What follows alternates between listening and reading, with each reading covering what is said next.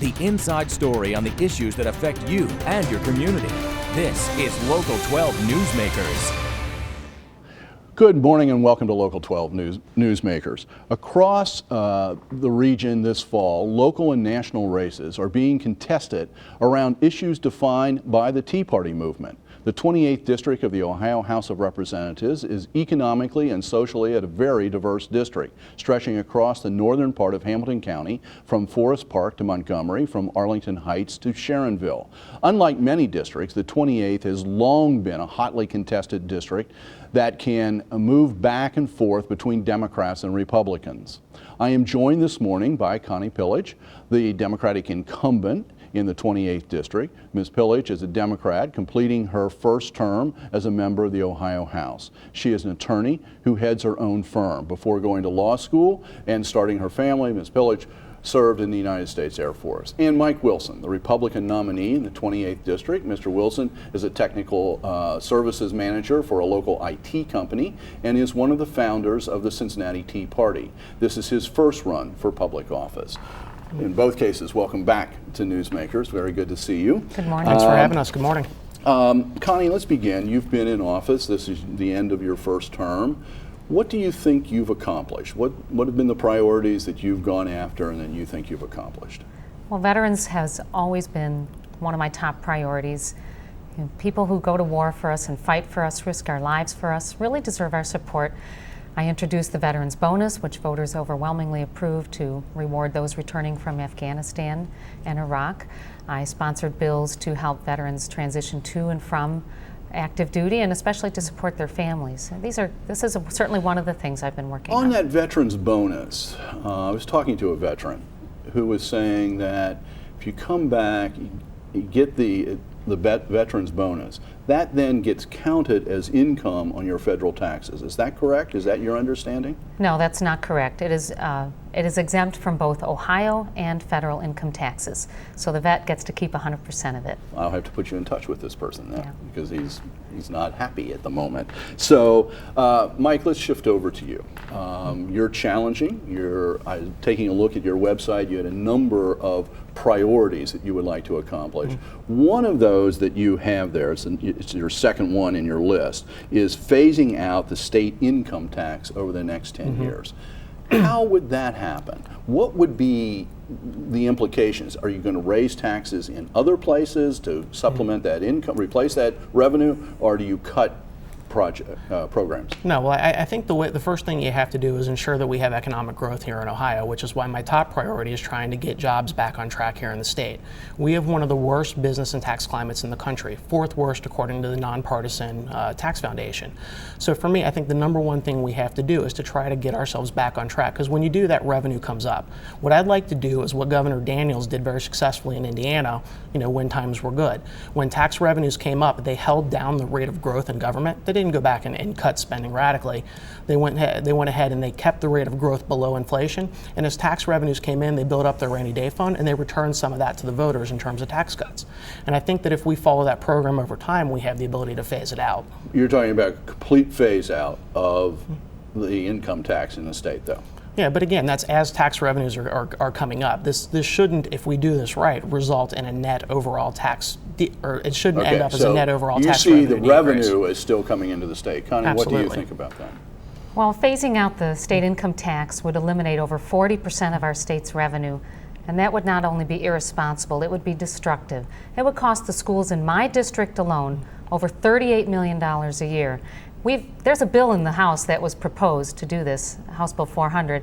We had probably a dozen hearings on it, and it turned out that no matter which way you looked at it, would be just totally destructive to our state. We have to have good schools in order for our kids to be successful and in order for our state to survive.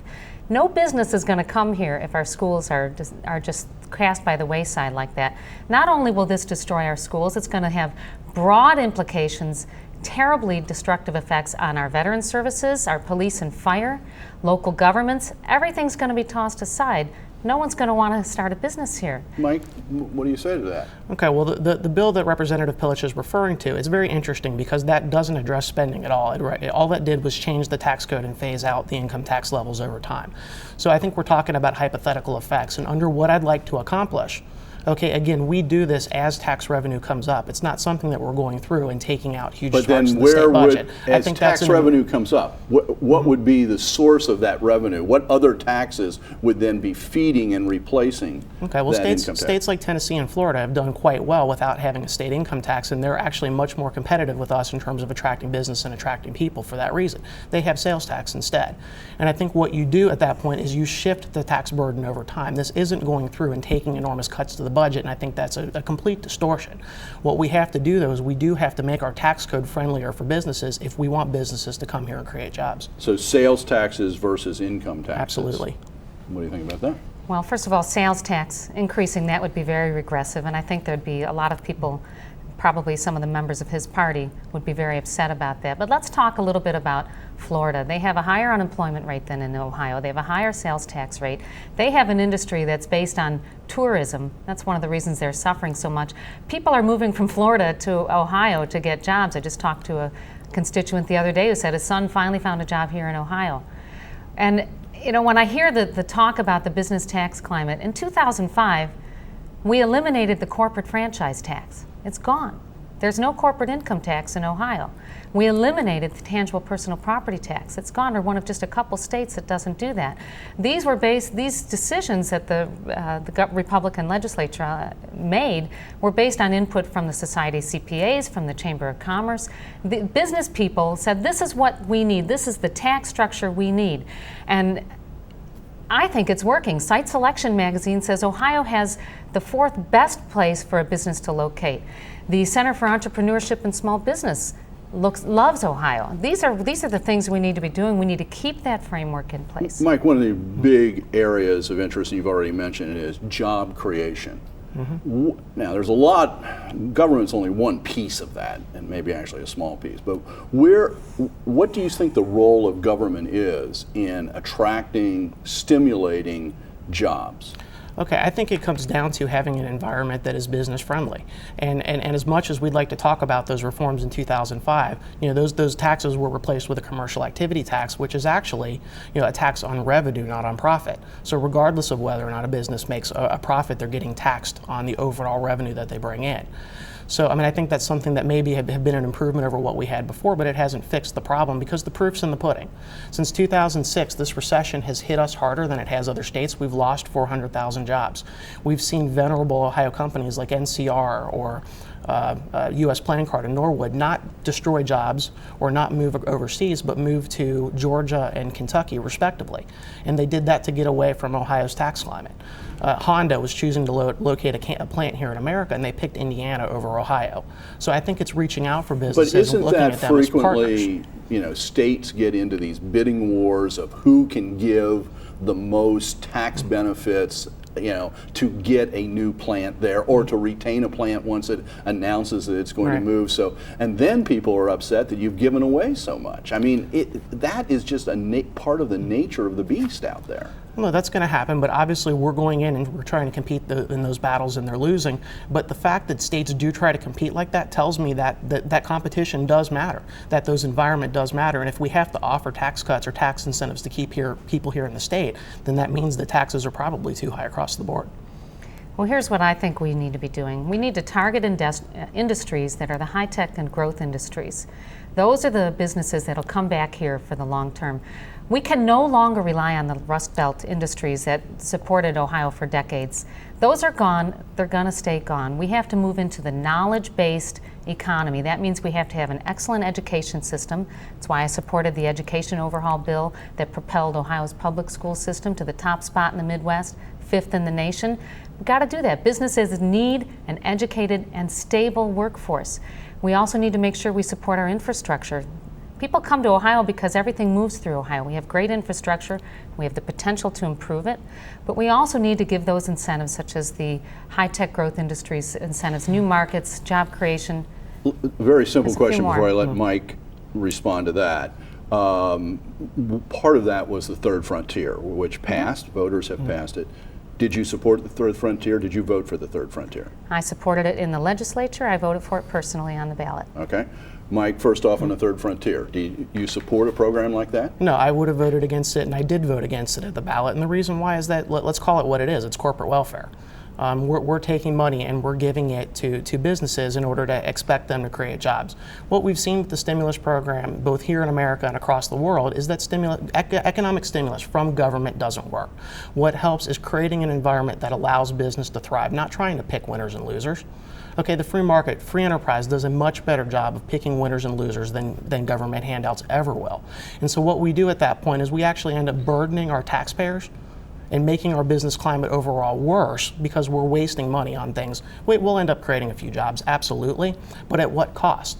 No one ever looks at the other side of the equation and says, well, what did we cost ourselves by doing that? What about the question of, Connie hints at this, that we're in this fundamental shift from industrial economy to a knowledge-based economy, and that a lot of those kinds of firms are looking for early investment, seed investment that they need, and that's the theory on the third frontier. It's not just jobs any place, but it's the sort of knowledge-based jobs.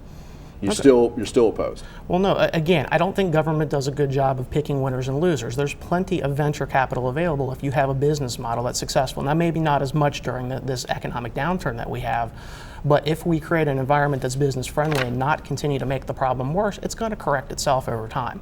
We need to get government out of the way so we can let our entrepreneurs be successful. Connie, you mentioned... I really have to respond to that. I'm sorry. When government got out of the way, we saw what happened. It caused the greatest economic collapse that our nation has seen in 80 years. That's what happened when Wall Street collapsed. We deregulated everything. They took advantage. They gave incredibly enormous bonuses to corporate executives who drove their companies into the ground. Lehman Brothers collapsed. Our economy went into the greatest recession ever. You know, the government has a role. Private industry has a role. We have to work as a team. And that's why, frankly, the Chamber of Commerce and every business organization in the state that I'm aware of supported the third frontier. It's been phenomenally successful, and it's going to continue to be very, very important to transforming Ohio's economy into the knowledge-based industry. And we only have less than 2 minutes left. Just a very quick final question. You brought up schools, education, state funding. One of the problems schools face is that constantly having to go back to the ballot because of the structure of the state law. Doesn't happen in Kentucky, doesn't happen other places, happens in Ohio.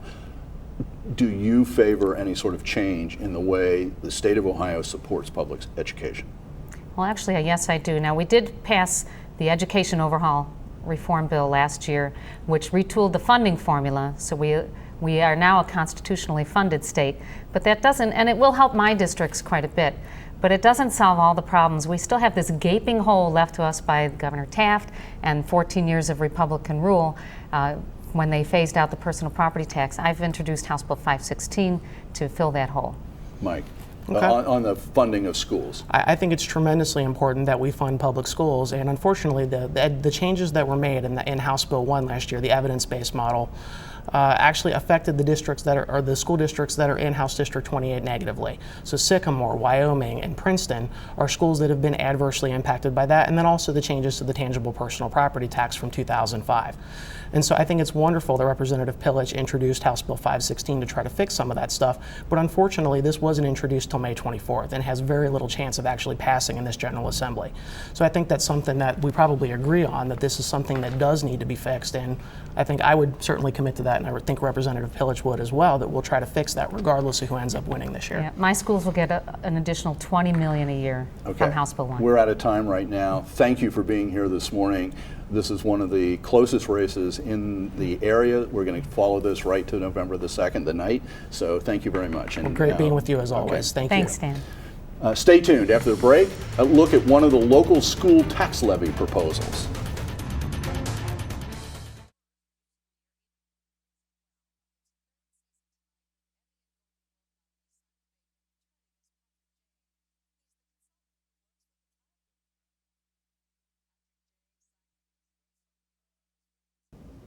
The poster child for explosive suburban growth over the last 2 decades is the Lakota school system. In the 1990s and early years of this decade, so many families were moving into the district that the system had to add 1 or 2 buildings a year. Today, with 18,500 students, Lakota is the 7th largest school system in the state.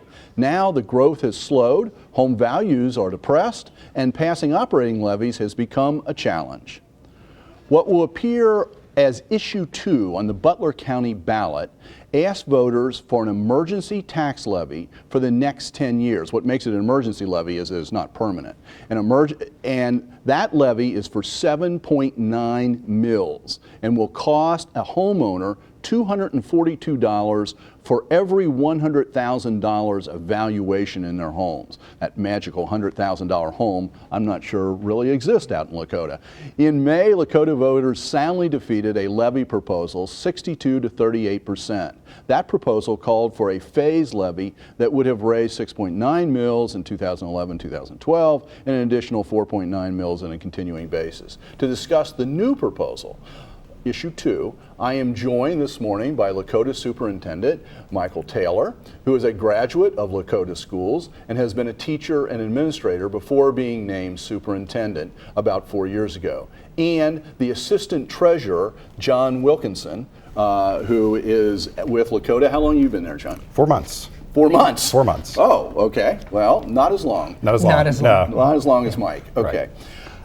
This defeat in May, you are responsible for a district that has not only grown in numbers, but has a great reputation for its academic successes.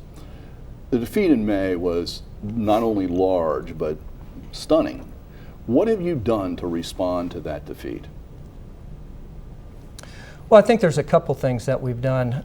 Number one, we know that the defeat had to do with the economy and what was going on with the economy and the loss of jobs and what was happening not only statewide but nationwide as well.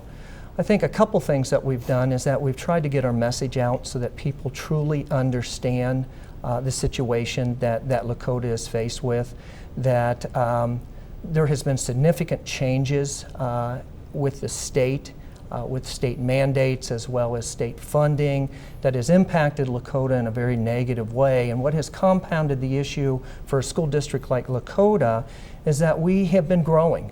We have been growing anywhere between 200 and 500 students a year since about 2005. And so that has added to the financial situation that we're faced with. John, on that state funding issue. Correct. The first part of this show, we had 2 candidates for the state legislature, and actually I raised the whole question about the state education formula, which I don't understand. But how has it negatively impacted Lakota? Why has, what Mike was just saying, why has Lakota been negatively impacted recently? Since 2006, Lakota has been affected with what we would call flat funding. And the issue here is that as other school districts, they've had better chances and more opportunities to gain in state funding. Some of the larger school districts and some of those with what we call property-rich school districts, property in the districts, have been flat funded. We've been averaging about $45 million from the state each of those years. The last 2 years it's dropped. Even this year it's going to drop down even further.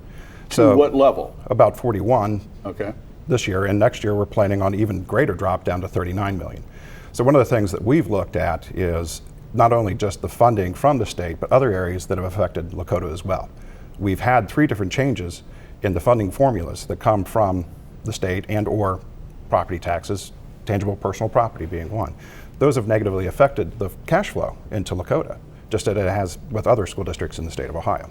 When you were figuring out, this levy proposal was structured differently than one in May, which I wanted to point out in my setup. Mm-hmm. As you were figuring this proposal out, is the economic impact on real estate values, which affects everybody, but certainly a suburban area like yours, has that affected how you look at what was necessary for that millage because of declining property values? It is. Number one, we wanted this to be a lien request. we're certainly, we understand what the community is going through, what the state is going through, and so we don't want to ask for any more than what we need. And being an emergency levy, it's not permanent. It doesn't last forever. And so recognizing that in the next 10 years, we would have to go back to the voters for an approval of this levy again, we wanted to take that into account. Looking at some of the materials that are on the web from opponents of this levy, they call for massive cuts. They call for a cut of 30 to 40% of the current budget. First off, is that possible under state law? And secondly, what would that mean in a place like Lakota?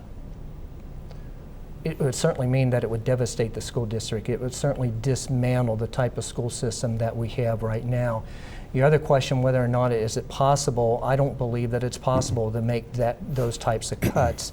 We're no different than any other school district. We're a service industry, and as a service industry, anywhere between 75% to 80% of our finances, our expenditures, are in people, and people equate programs. And then when you again look at our collective bargaining agreements as well as state law and what school districts have to do, the types of cuts that we have to go through are very painful because they impact the types of programmings that we currently are offering in the Lakota school district. One of the things that was raised on the opposition website as well was that the average teacher's salary in Lakota is $56,000, and the argument is that's too high. Is that too high? Compared to the state, no. When we look at our averages, we fall within the state medium for the salaries. If you looked at different businesses, the average for a professional who has a bachelor's degree and class works on top of it, where a majority of our teachers have a master's degree. So for that education level, no, $57,000 is not that too high to have that professional working in your area. And I think you look at the role of education and look at the role that education needs to take in an economy or wanting to be a global competitor. Education is going to be the answer. Mm-hmm. And so we want the very best educators in our classrooms at all times, educating our students. And this is a terrible question, but I have to ask it. What would happen realistically on the ground in the schools if this levy failed? What would it mean not to get this levy? Well, we put together a $12.2 million reduction package, and that touches a lot of different areas, everything from transportation to the types of programs that we offer. What it will actually mean is that we will begin dismantling the excellent school system that we have in Lakota, what people have come to expect in our community and what we're going to be able to deliver.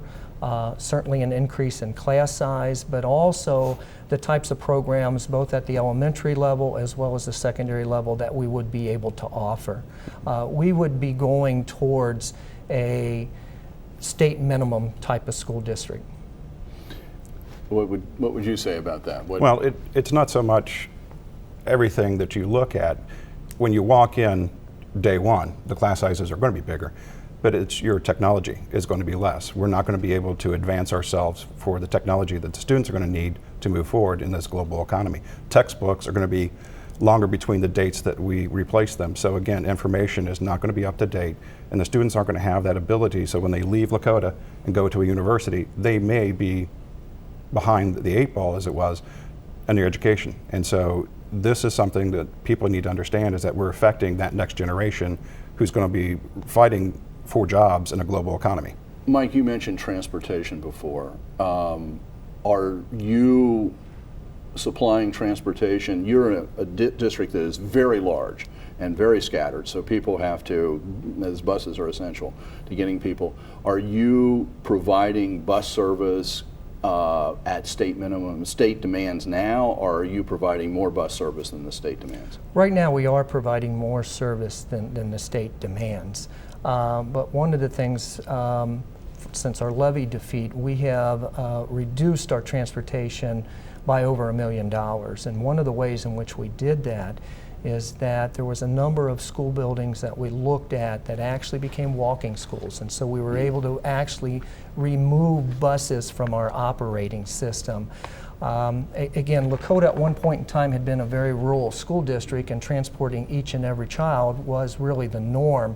As we grew and developments grew around. Yeah, I'm out of time, but Okay, thank you. great. To find out more about the Lakota levy, here are two websites. The school district's website is lakotaonline.com. There is a link at the bottom of the page to the levy information. One group of people opposed to the levy have created a site at www.wix.com/no-Lakota/no Lakota levy. Thank you for making Newsmakers a part of your Sunday morning. Join us again next week for more candidates and more issues. Have a good week.